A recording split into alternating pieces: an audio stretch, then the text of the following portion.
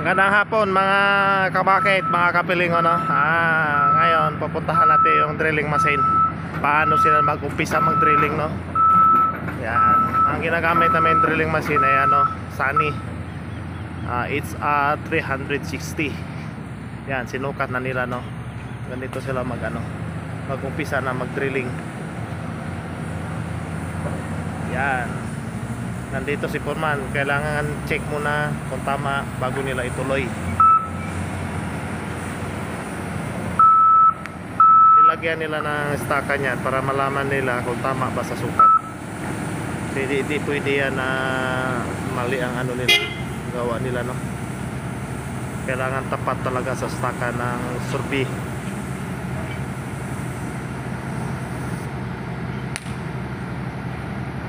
Si Foreman Jeremy.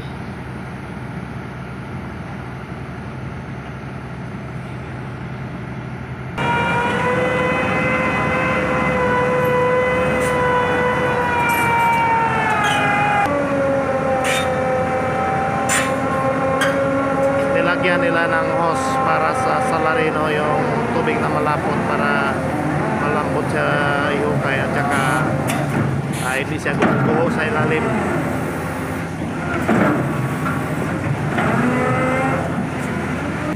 Ito na ang update dito sa PNR Muntinlupa to Calamba no. Dami ng pilot.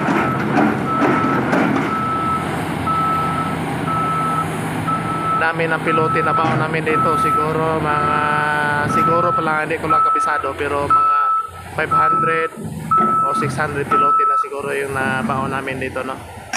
Sa isang araw magkabaon kami ng 2 pilote o isa, ganyan, depende sa lugar o sa area no.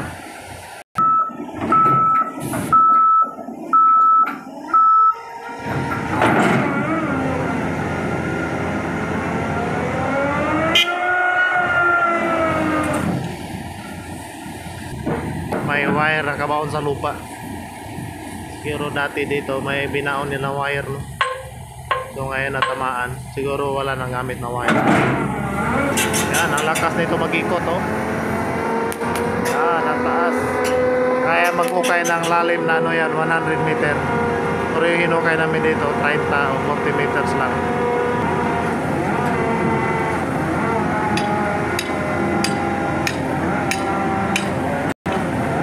Medyo matigas, pero kung malagyan ng salary yan mamaya, malambot-lambot na yan.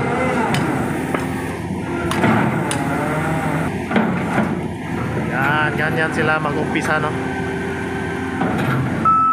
Mamaya yan, lagyan naman nila ng ano yan, casing para guide.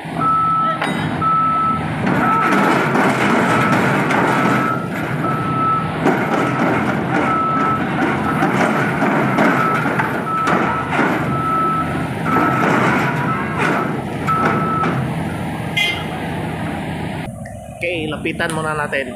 Tingnan natin no.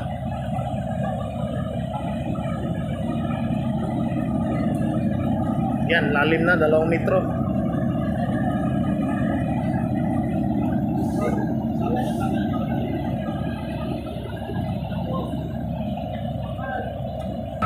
Kakulong yung wire, bakit?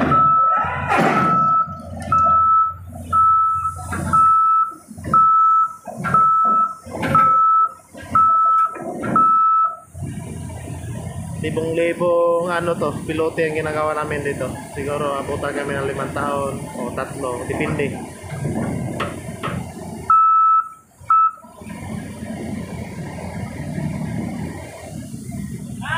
So ngayon mga guys, dito lang tayo no, sa pag-umpisa nila mag-trend sa sunod. Kung may tayong ginagawa, pwede tayo magkuha ng video paano sila magbaon ng casing no. So ngayon ang tinitingnan natin ngayon sa pag-umpisa pa lang. Yan, sukat-sukat nila yan.